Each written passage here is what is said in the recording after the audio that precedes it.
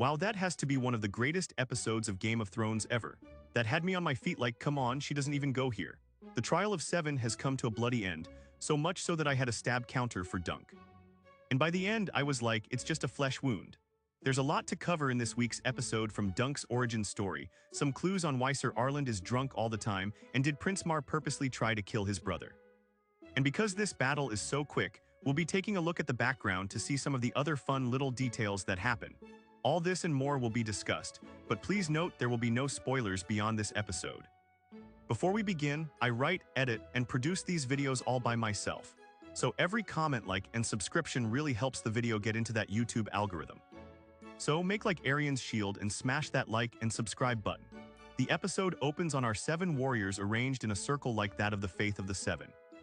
The bird's eye view shot is almost like God himself watching from above. The very act of a trial of 7 is rooted in the religious theology of the Andals who brought this religion. Sometimes referred to as simply the faith over to Westeros some 6,000 years ago. Although this number is debated by the Maesters, unlike a traditional trial by combat, a trial of 7 is considered a more divine and definitive form of judgment. Why have one aspect of God decide your fate when you can have all 7?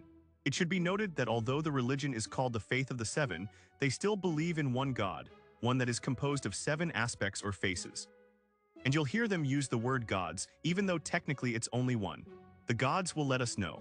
On paper, the Targaryens have followed the Faith of the Seven since Aegon's conquest over 200 years ago. He knew that it would be easier to rule the 7 kingdoms and receive support from the High Septum if they converted from their Trajal.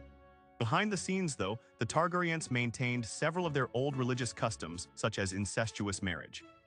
In House of the Dragon, Daemon and Rhaenyra Targaryen engage in a traditional Valyrian wedding, complete with blood bond, high Valyrian vows, and marking each other's foreheads with blood. This was done far from the prying eyes of the common folk on the shores of Dragonstone. But back to this trial of 7. The last time we saw one was roughly 170 years ago when King Maegor I took on a rebellious contingent of the Faith to see who would rule Westeros. It was an absolute bloodbath, with Maegor being the only survivor, so you can see just how rare an event like this is. It's so rare that even Prince Mar didn't know of it. Last episode ended with the reveal that Prince Bor, first in line to the Iron Throne, would fight alongside Dunk in this battle. It's a stunning twist that pits the prince against his own brother, nephew, and 3 of his own King's Guard. Baelor knew that Dunk was acting how a true knight should when he defended Tansel against Prince Aerian's wrath. He also saw that Aerian's actions, not only against Tansel, but by piercing Sir Humphrey's steed a day earlier, an action that caused the people to storm the arena, left a stain on the Targaryen reputation. So by joining the accused, he's attempting to prove that the crown stands for justice, not just the whims of princes. Finally, as Bor himself will note, joining Dunk severely handicaps the other team. 3 of Prince Aerian's men are members of the King's Guard, and the King's Guard are sworn to harm royal blood. Thus, Bor can spend his time fending them off while they have no recourse. Rising questions whether this is honorable, to which Bor says the gods will let them know. For reference, the 7 members of the accusers are Prince Aerian, Prince Mar, Prince Daeron, Sir Steffon Fossaway, and the 3 members of the King's Guard, Sir Roland Craw, Sir Donald of Duskendale, and Sir William Wilde. On the accused side, we have Sir Duncan the Tall, Prince Bor, Sir Lionel Baratheon, Sir Raymond Fossaway, who was Ned only minutes ago, Sir Robin Rissling, Sir Humphrey Beesbury, and Sir Humphrey Harding. Each member of the accused has their own reason for fighting alongside Dunk. These range from honor, revenge, and even love of the game. Thankfully, Prince Bor takes charge, telling them not to panic, keep formation, and hold onto their mounts as long as possible. A traditional joust is composed of 2 parts: the tilt, in which competitors try to dismount their opponent on horseback with lance, and then melee combat. You want to remain on your horse as long as possible. The sheer weight of armor, on average between 60 to 100 pounds, can lead to exhaustion within minutes. Unlike a traditional jousting match, a trial of 7 has no point system to determine the winner. The trial is over once one side is either killed, yields, withdraws their accusation, or is incapacitated. Keeping your cool is easy for veterans such as Humphrey Harding. He calls Dunk and Raymond green as they puke themselves from anxiety. Dunk had already been puking a few days ago when he thought he was going to fight. And why have I been vomiting all morning? Remember that Duncan and Raymond have never really tested themselves, at least not on this scale, and against some of the best trained knights in the kingdom. Before the battle, Lionel makes a rather odd remark about Baelor's mom loving him best. Mother loved you best, huh? Prince Bor is the son of King Daeron II and Mariah Martell, the eldest daughter of the Prince of Dorne. While there's no explicit mention that Mariah loved Bor more than his other brothers, Prince Mar makes clear his resentment at the amount of attention his brother got over him, with the book stating that he was ever in the shadow of his eldest brother. Bor is also the only one of Mariah's children that has black Dornish hair, not the traditional Targaryen silver. So, when Lionel says it's a shame his mother loved him best, he's insinuating that Mar will fight more fiercely due to years of pent-up resentment. It also foreshadows and gives context to what happens to Bor at the end of the episode. It's safe to say that Dunk has completely changed his position on Egg.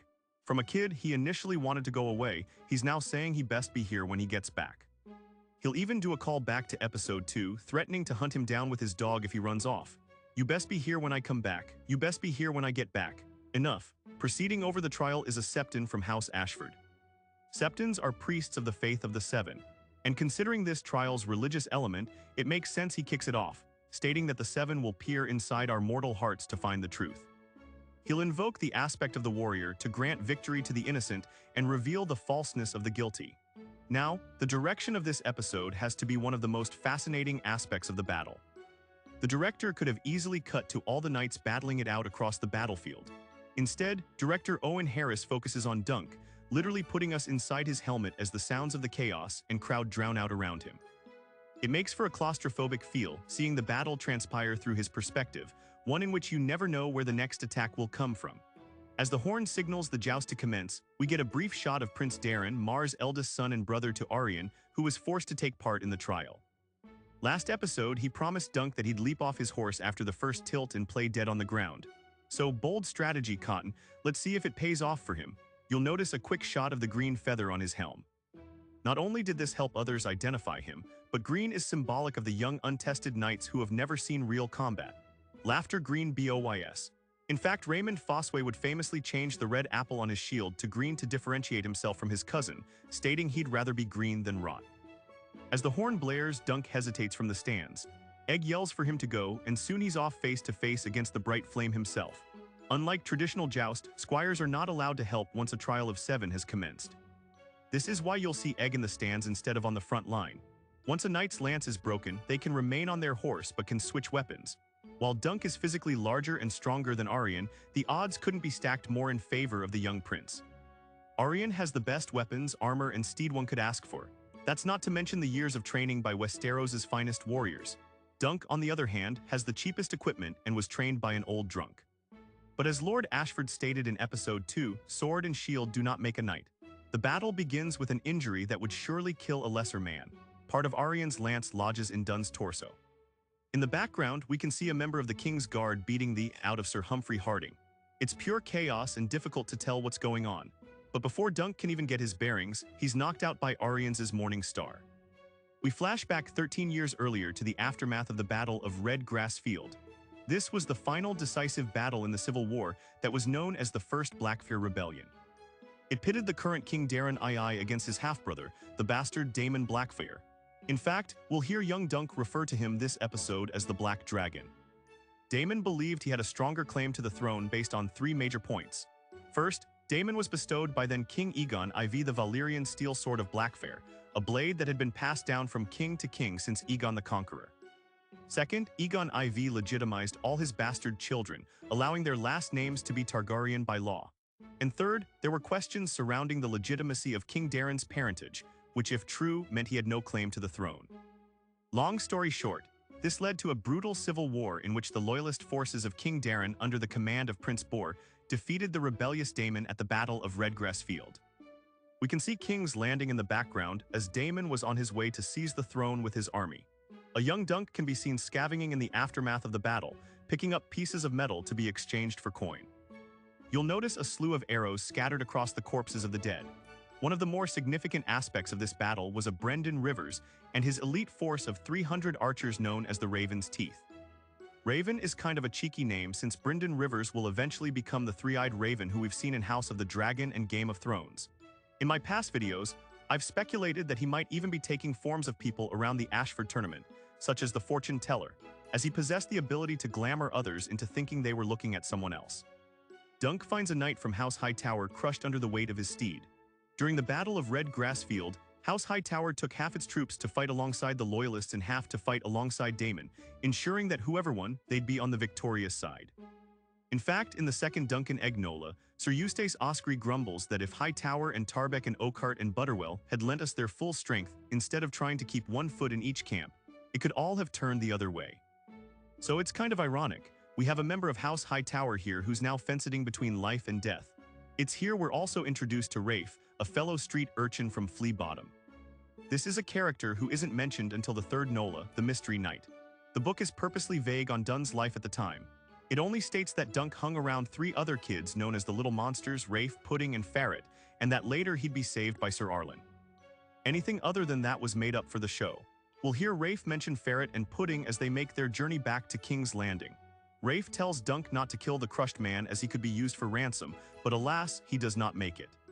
She believes nobles ought to be given some special words upon their death so they don't end up in hell like the rest of them. As we'll see, it's a pretty grim life for the poor of Flea Bottom. Duncan and Rafe make their way back to King's Landing along the King's Road. This is the same road Arya Stark will take on her journey away from King's Landing in Season 2. Rafe has on her a standard Targaryen infantry helm as the two discuss the High Tower man calling out for his mother. The name of this episode is In the Name of the Mother. It has several meanings from Dunn's literal mother, who he never knew, to the aspect of the mother from the Faith of the Seven. In fact, when Sir Arlen saves, Dunk yells in the name of the mother, "Leave that boy be." The aspect responsible for the protection of the innocent. Along their journey, they see a body of House Stokeworth taken along the road.